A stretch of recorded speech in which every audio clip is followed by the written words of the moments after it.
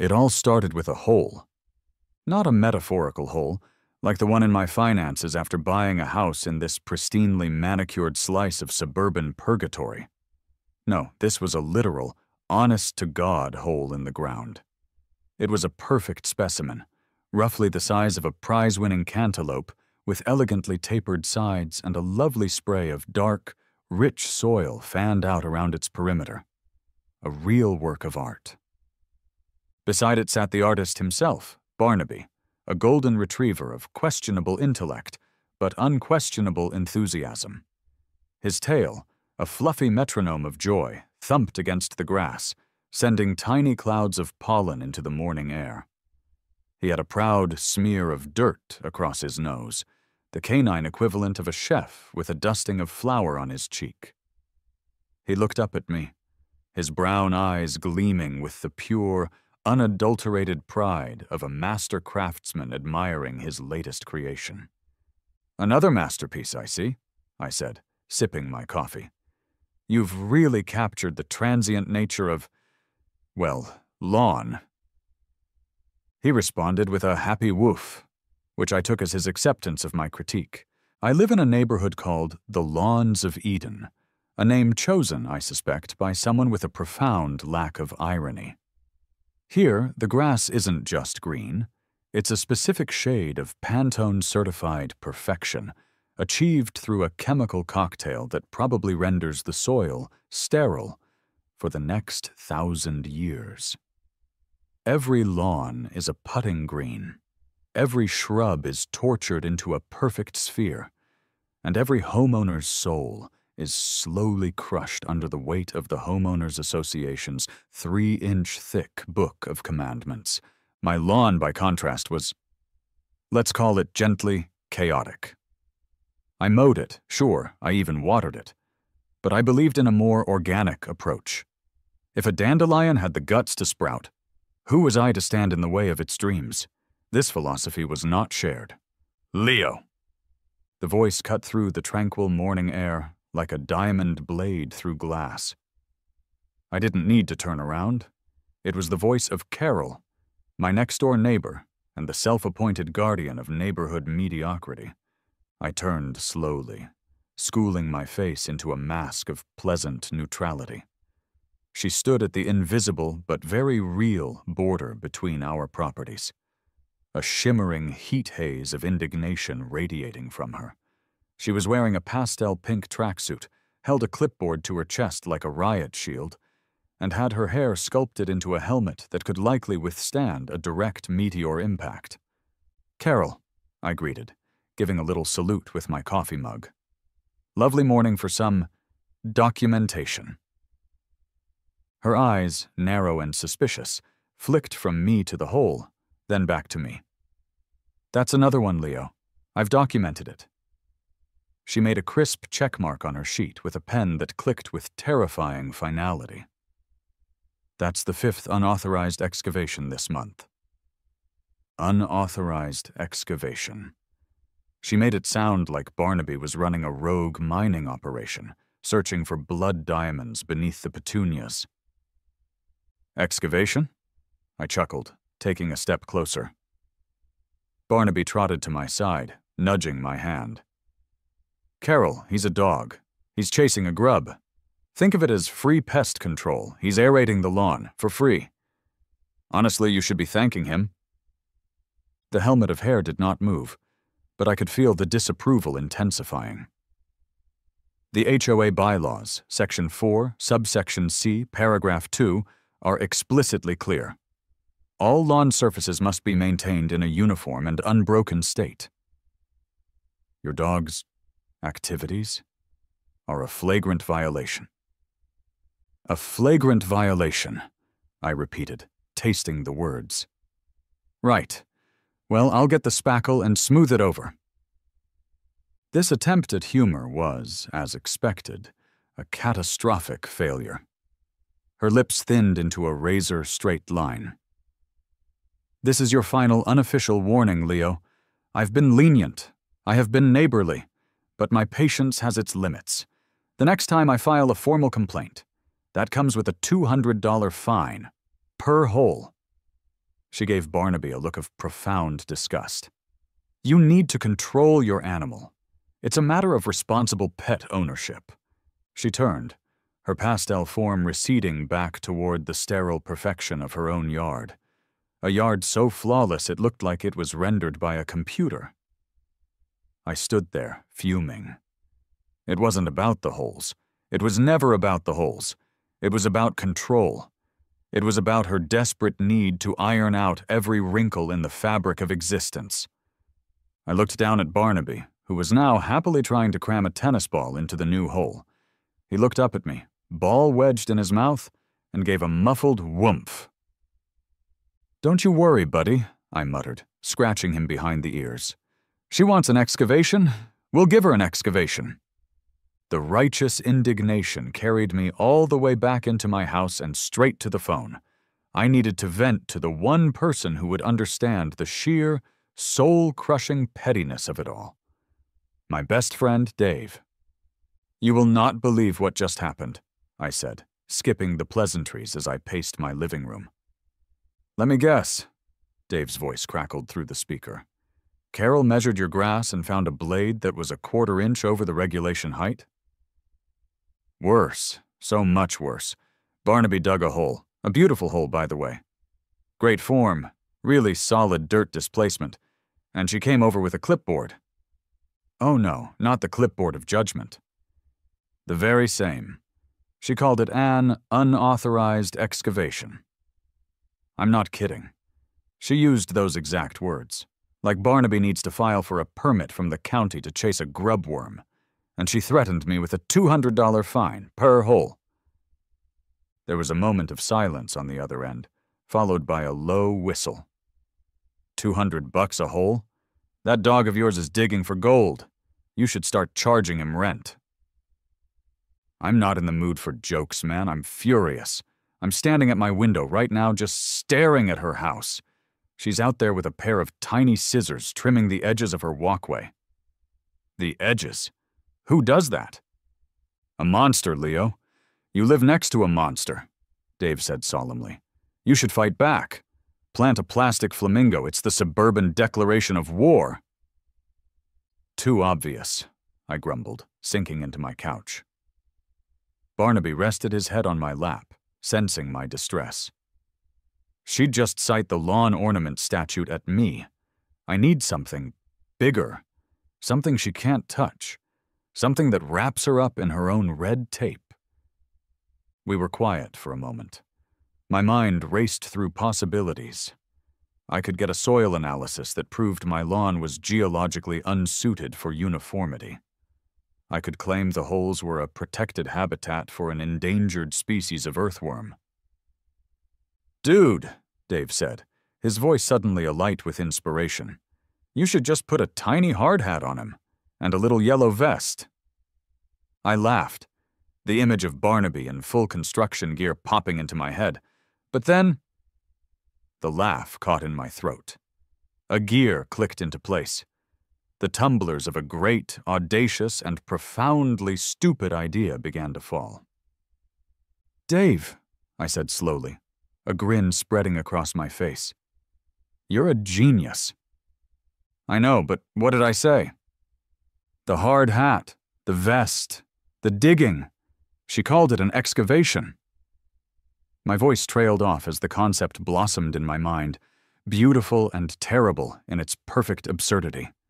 It wasn't just a hole, it was a site, a project, something scientific. A geothermal survey? I mused out loud. Nah, too technical. A study on mole people migration patterns? Dave offered. Getting warmer. And then it hit me. The one thing that sounded official was rooted in digging and was so completely out of left field that the HOA rulebook would have absolutely nothing to say about it. Paleontology, I whispered, the word tasting like victory. Like dinosaurs? Dave asked, confusion lacing his tone. Precisely like dinosaurs.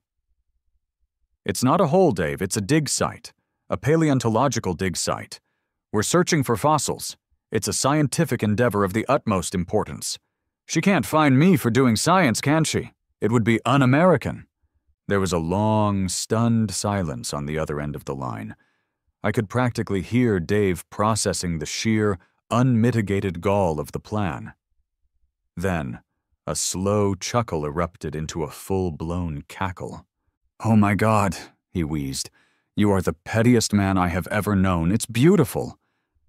"Isn't it?" I was already on my feet, pacing again, but this time with a surge of manic, creative energy. My graphic design brain was kicking into high gear, seeing branding possibilities, logos, official-looking signage.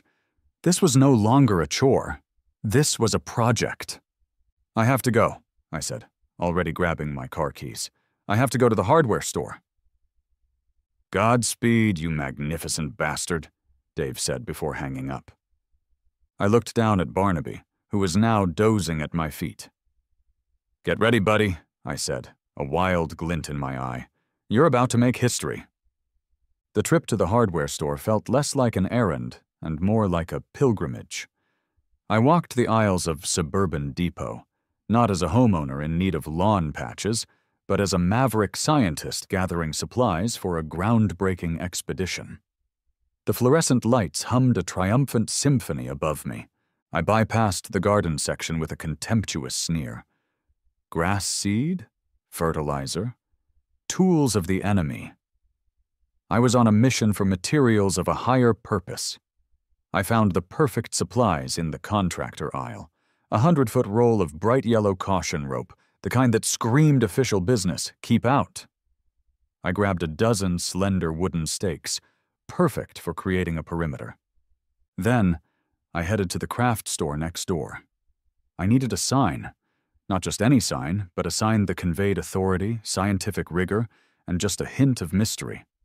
I found a perfectly sized plank of white-painted wood and a set of professional-grade black lettering stencils.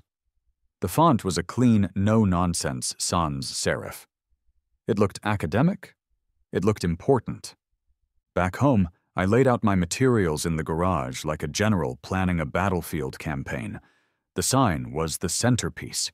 I meticulously stenciled each letter, my graphic design training finally being put to good use for the cause of ultimate pettiness. First, the main heading, bold and unmissable. Paleontological dig site. Beneath that, the project title. This required a certain flair, a name that was both scientific and a subtle tribute to the project's lead excavator. Project Barnabysaurus Rex. And finally, the authoritative, non-negotiable directive, do not disturb. Scientific research in progress. I stood back and admired my work. It was a masterpiece of passive-aggressive signage. It was so official-looking, it almost made me believe it. As dusk settled over the lawns of Eden, casting long shadows across the perfect green carpets, Operation Dino Spite commenced. I moved with a stealth I didn't know I possessed. I hammered the stakes into the ground, creating a generous rectangle that encompassed all 5 of Barnaby's glorious holes. I threaded the yellow rope through them, pulling it taut. The perimeter was established. Finally, with a sense of profound ceremony, I planted the sign at the front of the enclosure, angling it perfectly so it would be the first thing Carol saw when she emerged from her beige fortress in the morning. The entire enclosure took up a solid quarter of my front yard. It was a magnificent, glaring, yellow and white monument to my refusal to back down. The next morning I was up before the sun. I made a pot of strong coffee, positioned a chair by my front window, and waited. It was like watching a nature documentary. At precisely 7:15 a.m., the ritual began. Carol's front door opened, and she emerged, clad in a baby blue tracksuit this time, to retrieve her newspaper from the driveway. She bent down, picked up the paper, and straightened up. And then she saw it. It was a beautiful thing to witness. First came the stillness. Her entire body froze, the newspaper clutched in her hand. Then, a slow, disbelieving head turn. Her eyes scanned the roped-off area, the stakes, the holes now framed like precious artifacts. Finally, her gaze landed on the sign. I saw her lips move, silently reading the words. Her jaw, which I had previously believed to be a fixed object, unhinged slightly.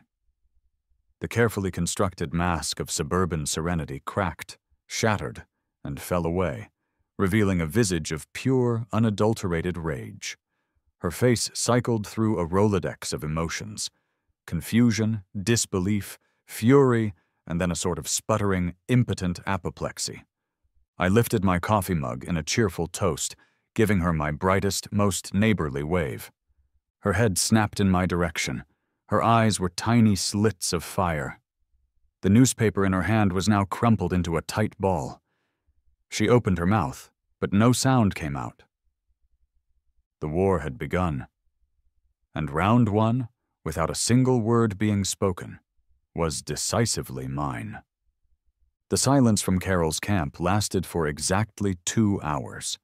At 9:32 a.m., my inbox pinged with the electronic equivalent of a declaration of war. The email's subject line, written in an aggressive, all-caps font, read, "Urgent, multiple HOA violations at 112 Oak Street." It was from Carol, naturally, but she had CC'd the entire HOA board, a move I recognized as the suburban version of calling in an airstrike. The email itself was a work of art, a meticulously crafted document of pure spite. She had attached photos of my dig site, taken from multiple angles like a crime scene. She cited a litany of bylaws I had allegedly violated. Section 4, subsection C, paragraph 2, uniform and unbroken lawn surfaces. The original sin. Section 7, subsection A, paragraph 5, unauthorized temporary structures. Apparently, this included stakes and rope. Section 9, subsection B, paragraph 1, signage of a non-commercial, non-political nature exceeding 2 square feet. She had clearly measured. And my personal favorite, Section 12, subsection D, paragraph 8, landscaping alterations intended to mock, deride, or otherwise harass a neighbor. This one felt a little too on the nose, but I appreciated her thoroughness. The email concluded with a demand for the immediate removal of the offending eyesore and a full restoration of the lawn to its original, board-approved state, warning that failure to comply within 24 hours would result in the levying of all applicable fines and potential legal action. I read the email twice, a slow grin spreading across my face. She had taken the bait. She was playing checkers while I was about to invent a whole new game. Instead of feeling intimidated, I felt galvanized. This was no longer just about avoiding a fine. It was about building a fortress of absurdity so dense that her rules and regulations couldn't penetrate it. Backing down was not an option. It was time to double down. I was a graphic designer. My entire career was built on creating convincing fictions for corporations. Why not for myself? I spent the next 4 hours in a creative frenzy, fueled by coffee and spite. I navigated to a web hosting service and purchased a domain name, www.suburbanpaleo.org. Then I went to work. I chose a clean academic website template, lots of white space, a serif font for the body text, and a calming navy blue and gray color palette. For the logo, I designed a silhouette of a T-Rex skull superimposed over a classic suburban house. The name was perfect in its bland, bureaucratic glory. The Suburban University of Paleontological Studies, SUPS. I built out the site with a maniacal attention to detail. The About Us page featured a mission statement I cribbed from a dozen real university websites, filled with jargon about furthering the understanding of prehistoric ecosystems within developed residential zones, and a commitment to community-engaged scientific inquiry. The faculty page was my masterpiece. I used a stock photo of a kindly-looking, bearded older gentleman for the head of the department. I named him Dr. Alistair Finch. For his bio, I wrote a sprawling paragraph about his entirely fictional, groundbreaking work on Cenozoic mammal fossils found beneath a shopping mall in Ohio. I added 2 more research associates, using photos of a distant cousin and a guy from a Latvian sweater ad. The current project's page was the crown jewel. It featured a single, prominent entry. Project Barnabysaurus rex, an investigation into a potential localized deposit of late Cretaceous vertebrate fossils in the Eden Creek Formation. I wrote a 300-word abstract detailing the project's scope, mentioning the initial discovery of promising geological indicators by our lead field researcher, Barnaby. I even included a small, grainy photo of one of the holes, labeled Fig. 1. The primary excavation pit, Site A. Finally, I created a permits and documentation page and uploaded a single PDF. It was a document I designed in 5 minutes, featuring the SUPS logo, a bunch of random numbers, and a scanned, illegible signature. It looked impressively official. With my digital fortress complete, I drafted my reply to Carol and the HOA board. It was a symphony of professional politeness. Subject: urgent.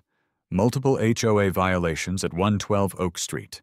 Dear Carol and esteemed members of the HOA board, thank you for your email and for your concern regarding the ongoing activities at my property. I believe there has been a slight misunderstanding. The work being conducted is not a landscaping alteration, but rather a sanctioned scientific research project under the purview of the Suburban University of Paleontological Studies, SUPS. The site is an active paleontological dig, and as such, it is protected under standard academic and scientific research protocols. The stakes, rope, and signage are necessary safety and informational measures to ensure the integrity of the site. For more information on the project and our institution, you can visit our official website here, www.suburbanpaleo.org. We anticipate our preliminary survey will be completed within 4-6 weeks. We appreciate the community's cooperation as we undertake this important scientific endeavor. Sincerely, Leo Maxwell, Field Director, SUPS Eden Creek Dig Site. I hit send with a feeling of profound satisfaction. Then, for good measure, I printed out my fake permit, slipped it into a clear plastic sheet protector, and zip-tied it to one of the stakes in the yard. Let them chew on that. The neighborhood was definitely buzzing now. I watched from my window as people on their morning walks would slow down, point, and whisper. Some would shake their heads, but a few, and this filled me with a special kind of joy, were smiling. One man even gave me a discreet thumbs up as he pushed a stroller past. The dig site wasn't just a nuisance anymore. It was becoming a landmark. My digital counteroffensive had bought me some breathing room. The HOA board was silent, likely scrambling to figure out if the Suburban University of Paleontological Studies was a real thing. But I knew this was just a temporary ceasefire. To sell a lie this big, you need more than a website. You need a performance. You need a crew. I called Dave. Phase 2 is a go. I need you. Does it involve more sign-making? He asked. It involves live-action role-playing as a scientist. I'm promoting you to field technician. Does it come with a dental plan? It comes with pizza and beer, and the eternal satisfaction of tormenting Carol. I'm in, he said without hesitation. Who else? I thought for a moment. We needed a third person to really make it look like a team. Someone who could commit to the bit. What about Mike? Mike was our other friend from college, a guy who once wore a full suit of armor to a toga party.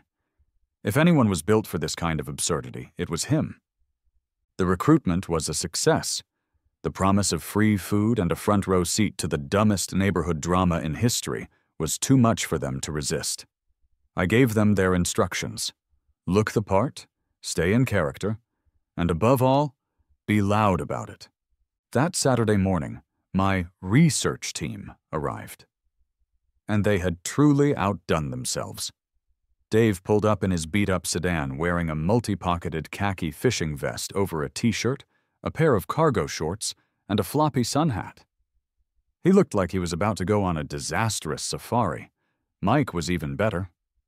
He'd somehow acquired a bright orange construction vest and a white hard hat, which was perched precariously on his head. He carried a clipboard and had a pair of safety goggles pushed up on his forehead. They looked like the least professional professionals in the history of science. It was perfect. "Dr. Maxwell, I presume?" Dave said in a terrible British accent, striding up my driveway. "Technician Miller, good of you to make it," I replied, playing along. "And Technician Peterson, excellent safety-conscious attire." Mike tapped his clipboard authoritatively. "Safety first when dealing with unstable Cretaceous soil formations, Director." Carol was, of course, tending to her rose bushes, her presence a constant, watchful sentinel. I knew she was listening to every word. This was our opening night, and we had our most important audience member in the front row. We began our work. The next few hours were a masterclass in performative nonsense, a piece of suburban dinner theater for an audience of one. First, we brought out the tools. I had a couple of garden trowels and a dustpan brush. Dave produced a kitchen sifter. Mike had a 50-foot tape measure. "All right, team, let's begin the initial soil displacement analysis," I announced, trying to sound as professorial as possible. Dave knelt by the original hole, the one that had started it all. He scooped up a trowel full of dirt and ceremoniously dumped it into his kitchen sifter, shaking it gently over a bucket. "Fascinating," he said loudly. "The particulate matter is highly varied. I'm seeing significant levels of loam, and what appears to be a high concentration of mulch." Mike, meanwhile, was stretching his tape measure across the roped-off area. "Director, I have the preliminary dimensions of the site," he called out. 17 feet, 4 inches by 9 feet, 6 inches. The primary excavation is 2 feet from the northern perimeter. He scribbled this down on his clipboard with intense focus. We kept the chatter going all morning, peppering it with scientific-sounding gibberish. "The strata here is remarkable, Leo," Dave exclaimed, pointing at the side of a hole. "A distinct layer of topsoil followed by what looks like, yes, the remnants of a squeaky toy." "Document it, Dave. Document everything," I instructed gravely. "Cross-reference it with the G.I. Joe figurine we unearthed last week." At one point, our friendly neighbor, Mr. Henderson, from a few houses down, wandered over while walking his beagle. He was a sweet older man who seemed genuinely intrigued. "Morning, boys," he said, peering at our operation. "Find anything good in there?" This was our chance to test the material on a friendly audience. I straightened up, wiping a smudge of dirt on my brow for dramatic effect. "It's slow going, Mr. Henderson," I said seriously. "Paleontology is a patient person's game. We've found some promising fossiliferous concretions, but nothing definitive yet. We're hoping to find a tooth or a vertebra from the Barnabysaurus soon. That would be the real breakthrough." Dave nodded sagely. "The ground here is dense. We suspect it's a former riverbed, which would explain the alluvial deposits." Mr. Henderson's eyes went wide. "A riverbed? Right here on Oak Street? My goodness. Well, don't let me disturb you. Good luck with finding your Barnabysaurus." He gave us a cheerful wave and continued on his way, his beagle sniffing curiously at our rope perimeter.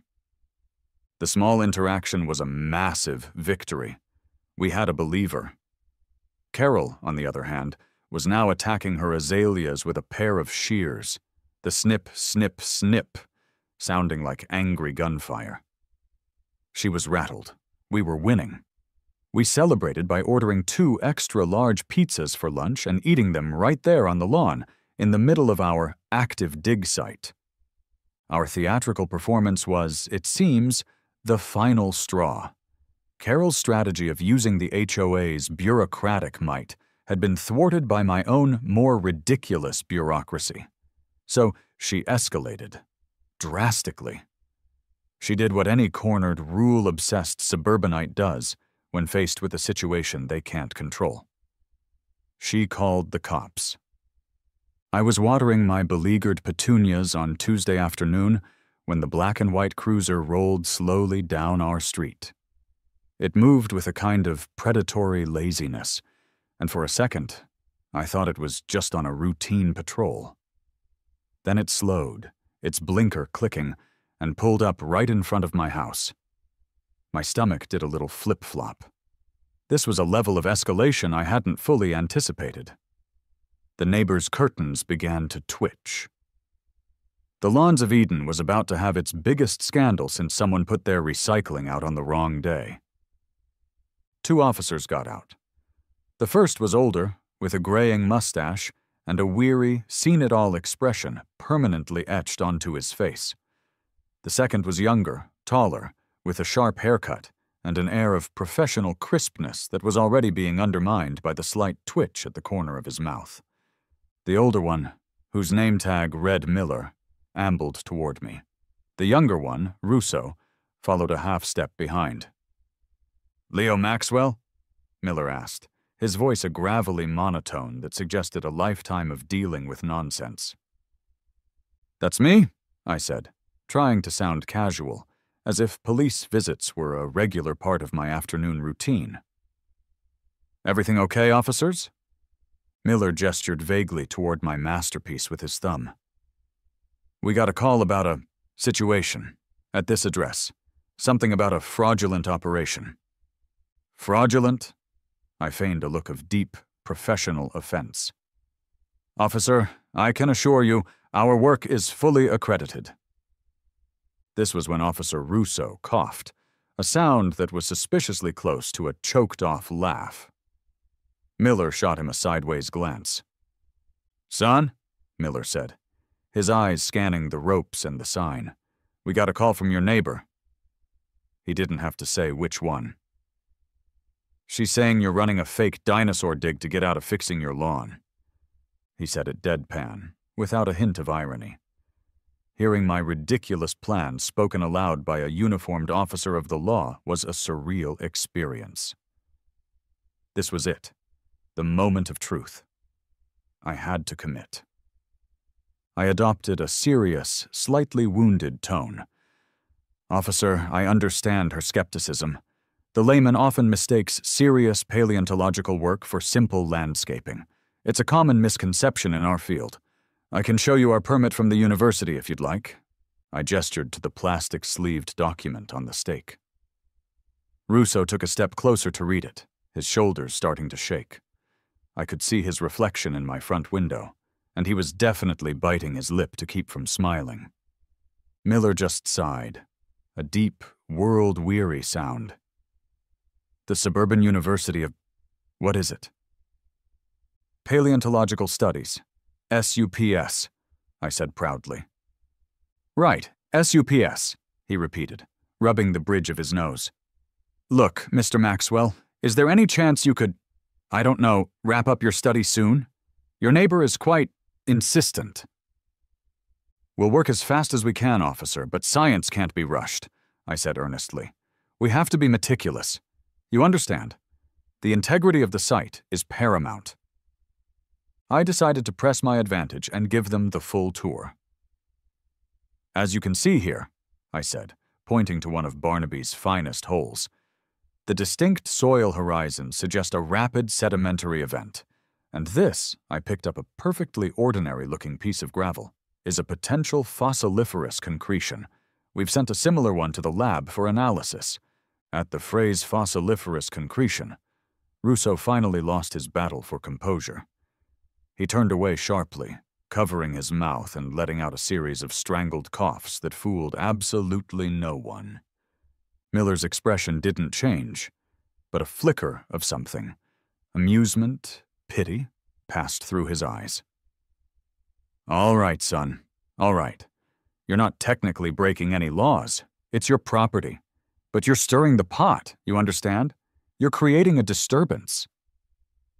The only disturbance is to the late Cretaceous period, officer, I said with a straight face. He stared at me for a long moment. Finally, he shook his head slowly. Find your dinosaur quickly, Mr. Maxwell. Find it and fill these holes in. He turned and walked back to the cruiser, Russo following behind, now openly grinning. They got back in the car and drove off. I stood on my lawn, heart pounding with a mixture of terror and exhilaration. I had faced the law and won. The stakes were higher than ever. The whole neighborhood had seen the cops at my house. My little joke was escalating far beyond my control, and a terrifyingly large part of me was loving every second of it. I had severely underestimated the speed of neighborhood gossip in the digital age. Before Officer Miller's cruiser had even reached the end of the block, my little confrontation with the law was already on its way to becoming a local legend. A teenager down the street, who apparently spent his entire life filming out his bedroom window, had captured the whole exchange on his phone. He'd set the grainy footage to a dramatic, suspenseful music track and posted it on TikTok with the caption, "My neighbor is a legend #hoa Karen #dinosaur #FYP." From there, it was screenshotted and posted to the official Lawns of Eden Community Facebook group. And the internet did what the internet does. It blew up. The post became a digital town square, a battleground for the soul of the suburbs. Brenda W., a known Carol ally, commented, "This is an embarrassment to our community. The HOA needs to put a stop to this childish nonsense immediately." But she was quickly drowned out by a wave of support. Tom H. wrote, "Are you kidding? This guy is a hero, sticking it to the HOA. You go, dinosaur man." Samantha P. added, "My kids and I walk by the dig site every day and we love it. It's the most interesting thing to happen here in years. Leave him alone." The story was framed exactly as I'd hoped. A quirky, creative resident battling an overzealous, fun-hating HOA. I was David, Carol was Goliath, and my slingshot was a fake university and a dog named Barnaby. I was scrolling through the 100+ comments, feeling a warm glow of public validation, when a white van with a giant Channel 8 News logo on the side pulled up in front of my house. My blood ran cold. This was not part of the plan. A woman with impossibly bright teeth and perfectly coiffed hair hopped out of the passenger side, a microphone already in her hand. A weary-looking cameraman followed, hoisting a large camera onto his shoulder. She marched up my driveway with the determined stride of a predator who had just spotted a wounded gazelle. "Leo Maxwell?" she chirped, extending a hand. Her energy was vaguely terrifying. "Jessica Stone, Channel 8 News. We saw the post in the community group and just had to come see for ourselves. Do you have a minute to talk about your incredible discovery?" I was completely cornered. My mind raced. Decline the interview. Say no comment. Run inside and lock the door. But then I looked past her and saw Carol's face. A pale, triumphant blob in her living room window. She thought this was it. She thought the harsh light of public scrutiny would make me fold. Never. I squared my shoulders, put on my best humble scientist face, and shook Jessica's hand. Of course. Anything to further the cause of science. The cameraman gave me a thumbs up, and a bright light switched on, momentarily blinding me. "So, Leo," Jessica began, her voice shifting into its smooth, professional news anchor cadence. "Tell us what's going on here. Your neighbors are buzzing. You believe you found dinosaur bones right here in your front yard?" This was my moment. My performance for the cops was a dress rehearsal. This was opening night on Broadway. "Well, Jessica, believe is a strong word," I said, affecting a thoughtful, academic tone. "Science is about evidence, not belief. What we have here are promising indicators. The unique topography, the sedimentary layers exposed by my lead excavator, Barnaby." I paused to gesture at my dog, who chose that exact moment to scratch himself vigorously. Or I'll point to a potential deposit of late Cretaceous fossils. And you've given this potential new species a name? She prodded, leaning in with the microphone. We're calling it Barnabysaurus rex, I said with complete seriousness. We hypothesize it was a smaller, more agile relative of the Tyrannosaurus, adapted to the marshy, prehistoric wetlands that once covered this very area. I was just making things up now, weaving a tapestry of pure, unadulterated bull. It felt amazing. Incredible! And have you found any actual fossils yet? We've found several items of interest. I knelt down and picked up one of Barnaby's old, half-chewed rubber bones that had been lying near a hole. I held it up for the camera with the reverence of a museum curator.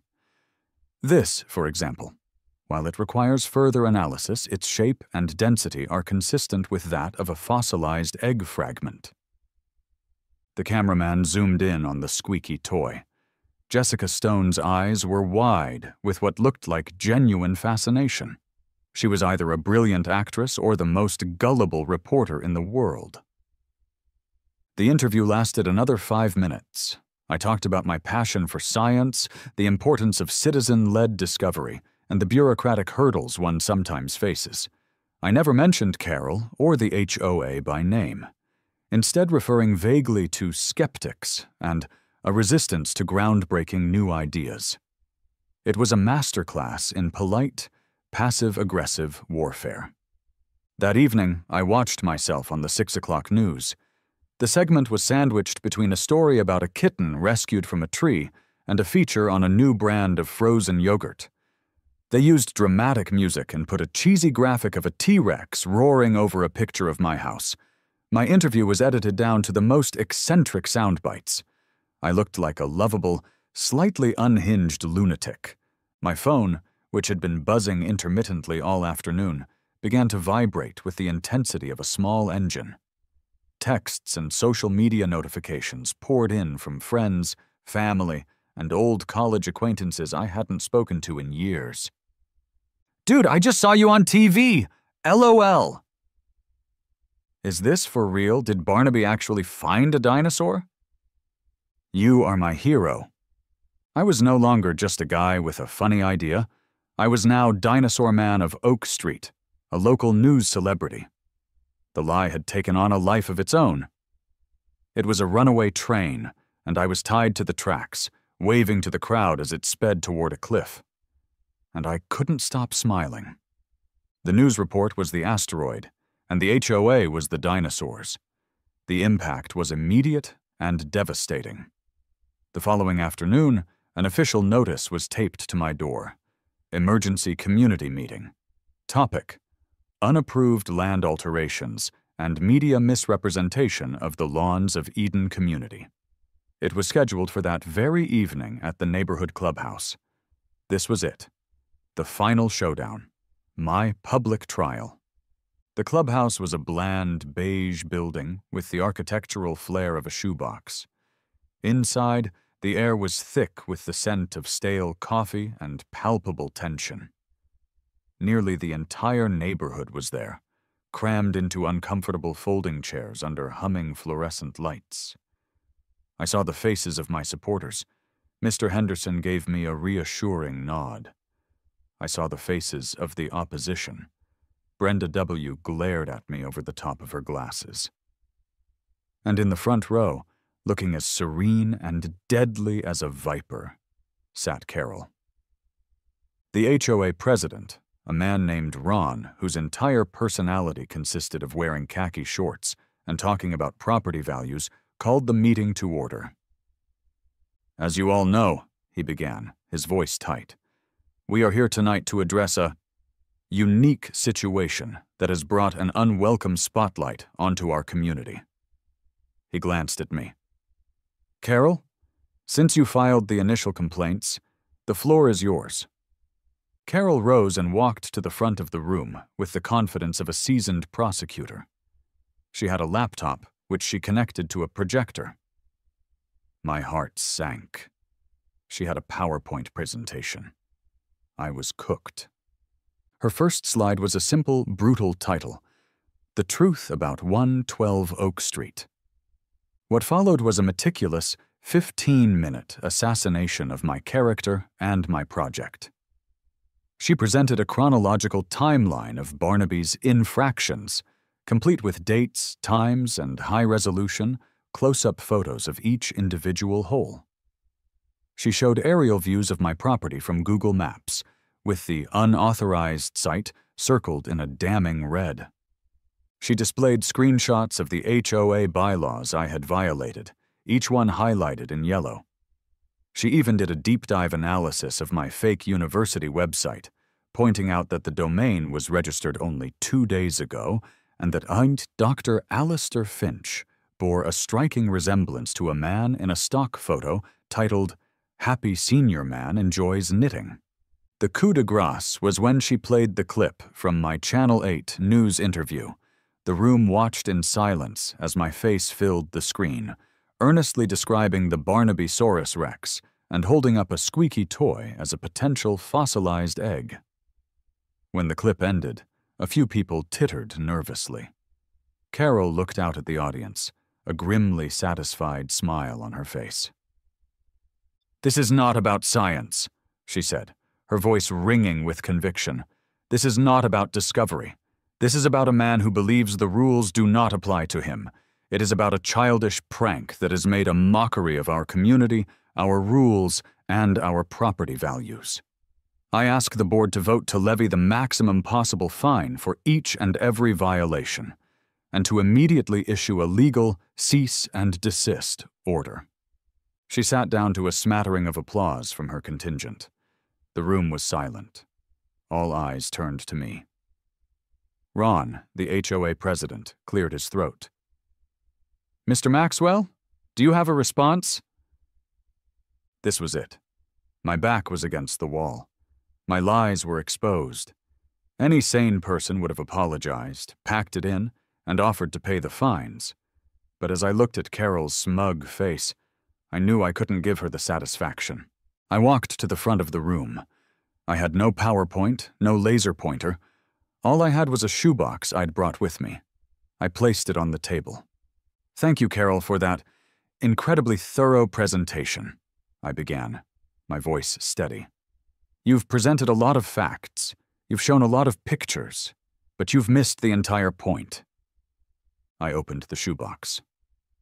"You see, you're focused on the rules, on the bylaws, on the neat, tidy world you want to live in. I'm focused on something bigger. Wonder, curiosity, the thrill of the unknown that might be lurking just beneath our feet." I paused for dramatic effect. "You talk about my website, you talk about my sign, but you haven't talked about the evidence." I reached into the shoebox and pulled out my secret weapon. It was my prize find, my ace in the hole. An object of profound scientific importance that I had purchased for $14.99 plus tax from the prehistoric treasures section of the City Museum gift shop. I held it up for all to see. It was a trilobite, a small but perfectly preserved fossil of an ancient marine arthropod. "This," I announced, my voice booming in the quiet room, "was found at the site, this very morning." This was a blatant lie, but I was in too deep to care. "A trilobite, here, in the lawns of Eton. Do you know what this means?" I scanned the confused faces in the crowd. "It means that this entire area, this very ground we stand on, was once the floor of a vast prehistoric sea. We're not just living on a suburban development, we're living on a treasure chest of history." I let the revelation hang in the air. So, yes, maybe my university is new. Maybe my methods are a bit unorthodox. But the science is real. The history is real. The question for all of you tonight isn't whether I broke a rule about lawn signage. The question is, do you want to be the community that finds a man for discovering history? Do you want to be the neighborhood that chose perfect grass over the pursuit of knowledge? Or do you want to be a part of the wonder? I finished, my heart pounding in my chest. The room was utterly silent. I had no idea if it had worked. People stared at me, then at the fossil, then at Carol. The ball was in their court now. The silence in the clubhouse was so thick, you could have excavated it. Ron, the HOA president, looked like a man who desperately wished he were anywhere else on Earth. Carol's smug expression had been replaced by one of sputtering disbelief. She was about to say something, to decry my obvious charade, when a calm, clear voice cut through the tension from the back of the room. "May I see that, please?" All heads turned. A woman I'd never seen before was standing up. She was in her late 30s, with sharp, intelligent eyes behind a pair of stylish glasses and a no-nonsense air about her. She was not, in other words, a typical Lawns of Eden resident. A nervous murmur went through the crowd. Carol smirked, clearly assuming this was a real expert, a proper scientist here to expose me as a fraud once and for all. This was her deus ex machina. "Of course," I said, trying to keep my hand from shaking as I walked the fossil over to her. My bluff was about to be called in the most public way imaginable. The woman took the trilobite and examined it with a practiced eye, turning it over in the light. "Interesting," she murmured. She looked up at the room. "My name is Dr. Anya Sharma. I'm an associate professor of geology at Northwood Community College." A collective gasp. Carol's smirk widened into a triumphant grin. She had me. "I saw the news report this evening," Dr. Sharma continued, her gaze landing on me. "It was intriguing. So, I looked up your university." She gave a small, wry smile. "Nice web design, by the way. Very clean." My face burned. This was it, the public humiliation. "As for this fossil," she said, holding it up, "well, this is a very common Phacops rana from the Devonian period, most likely from a quarry in Morocco. You can buy them online for about $10. A wave of laughter rippled through the room. Carol let out a triumphant, "Aha!" that she probably thought was an inside-her-head thought. My stomach plummeted to my shoes. It was over. "However," Dr. Sharma said, holding up a hand to silence the room, the single word hung in the air, charged with possibility. "However," she repeated, "I wasn't interested in the dinosaur. I was interested in the dirt. The news report mentioned the unique sedimentary layers. And while I was fairly certain you were making that up, it did make me curious." She reached into her bag and pulled out a small, clear plastic baggie filled with dark soil. "I came by your house about an hour ago. I hope you don't mind, Mr. Maxwell, but I took a small, unobtrusive sample from the edge of your site." She looked out at the assembled homeowners. "The thing is, he's not entirely wrong. This entire neighborhood is built on a geological feature known as a glacial till plain. It's basically a massive deposit of clay, sand, gravel, and boulders left behind by a melting ice sheet about 15,000 years ago. That's why the soil is so rocky and difficult to landscape." She held up the baggie. "What's interesting about this specific area is that there's an unusually high concentration of schist and gneiss fragments, likely carried down from mountains hundreds of miles away. While there are certainly no dinosaurs here," she said with another glance at me, "your little stunt has inadvertently highlighted a genuinely interesting and unique feature of our local geology." She smiled. "Frankly, it's a perfect teaching example. I was wondering, Mr. Maxwell, if I could bring my Intro to Geology class by for a field trip sometime next week?"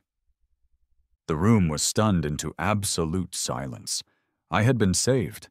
Vindicated by a complete accident. My nonsense had stumbled backwards into a shred of actual, verifiable truth. Carol's face was a glorious picture of collapsed triumph. Her entire, meticulously constructed case had been dismantled, not by my lies, but by an inconvenient geological fact. Ron, the HOA president, seized the opportunity for a graceful exit. "Well," he said, clapping his hands together, "in light of this new scientific information, I think it's clear this issue requires further study.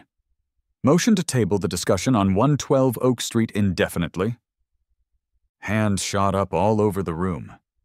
The motion passed almost unanimously. I had won. I had stared into the abyss of suburban conformity, and the abyss had blinked. In the days that followed the HOA showdown, I became a reluctant local hero. The story of my accidental vindication spread through the neighborhood like wildfire. People who used to just give me a curt nod now stopped to chat, asking about the glacial till. The dig site was no longer an eyesore. It was a landmark. True to her word, Dr. Sharma brought her geology class by the following Tuesday. A group of 20 college students stood on my lawn, earnestly taking notes as she pointed out the very features I had invented out of thin air. Dave and I stood off to the side, watching in stunned silence. "Dude," Dave whispered to me, "you accidentally did science." "I know," I whispered back. "It's terrifying." After a week of basking in my absurd victory, I decided it was time to officially conclude the successful expedition of the Suburban University of Paleontological Studies. On a sunny Saturday morning, Dave and I ceremoniously pulled up the stakes and rolled up the yellow rope. We filled in Barnaby's holes, patting the dirt down until the lawn was, for the first time in months, uniform and unbroken. It felt like burying a friend. A few days later, I saw Carol outside, wrestling with 3 enormous bags of mulch, trying to haul them from her car to her flower beds. She was struggling. The old me would have reveled in the moment, but something had shifted. With a sigh, I walked across my lawn and onto hers. "Need a hand with that?" I asked. She looked up, startled, a smear of dirt on her cheek. She eyed me with suspicion, but the fight seemed to have gone out of her. "They're heavier than they look," she admitted. We worked in silence for a few minutes, hauling the heavy bags and spreading the mulch around her perfect roses. We didn't apologize. We didn't rehash the battle. But the quiet teamwork felt like a truce. As I was about to leave, she stopped me. "Your lawn still looks terrible," she said. It wasn't an insult, just a statement of fact. I looked back at my patchy, dandelion-strewn patch of green. "I know," I said with a grin. "But it's interestingly terrible now, right?" For the first time since I'd met her, I saw the corner of her mouth twitch upwards. It wasn't quite a smile, but it was close. "Good day, Leo." "You too, Carol." The story ends about a month later, at the first annual Lawns of Eden block party, an event that had never happened before the great dinosaur war of Oak Street. The grill was set up on my lawn, right over the spot where the dig site used to be. Mr. Henderson, holding a beer, clapped me on the shoulder and called it a historically significant landmark. People were laughing, talking to neighbors they'd only ever waved at before. The oppressive, sterile silence of the neighborhood had been broken. It actually felt like a community. Barnaby, oblivious to his role as a catalyst for social change, was happily chasing a frisbee, his tail wagging furiously. I watched him, a burger in one hand, feeling a sense of peace I hadn't thought was possible here. Maybe this place wasn't so bad after all. Then I saw him stop. His ears perked up. He lowered his head to the grass, sniffing intently at a new spot. His front paws began to twitch, his shoulders tensing in that familiar, preparatory way. I sighed, but this time it was a sigh of contentment. I took a bite of my burger and smiled. Here we go again.